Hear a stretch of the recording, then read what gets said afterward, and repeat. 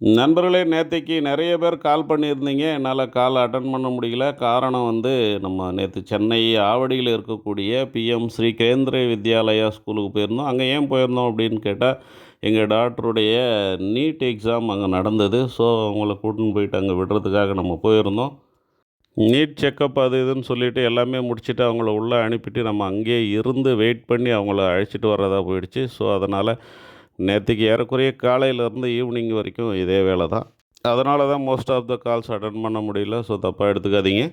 இதில காத்து, மழை வேற வர்ற மாரியே இருந்தது. அது வேற பயமா இருந்தது. ஏன்னா லாஸ்ட் இயர் கூட நாங்க வந்து நீட் அட்டெண்ட் பண்ணியிருந்தோம்.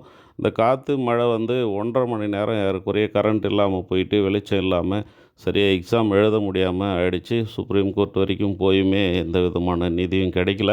காத்து, மழை, கரண்ட் போறதெல்லாம் சகஜம்தான்னாலுமே, ஜென்ரேட்டர் ஒர்க் ஆகல. ஜென்ரேட்டர் ஒர்க் ஆகாதனால கரண்ட் இல்ல. 1 1/2 மணி நேரம் நேச்சுரல் லைட்டும் இல்ல, கரண்ட்டும் இல்ல. எப்படி எக்ஸாம் எழுதுவாங்கன்றது கூட கோர்ட்டுக்கு தெரியல.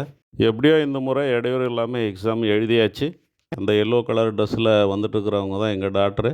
அவங்களுக்கு டாக்டர் சீட்டு கிடைக்கணும்னு சொல்லிட்டு எல்லாருமே கொஞ்சம் பிரார்த்தனை பண்ணிங்க. சிரிச்சுக்கினே தான் வருது.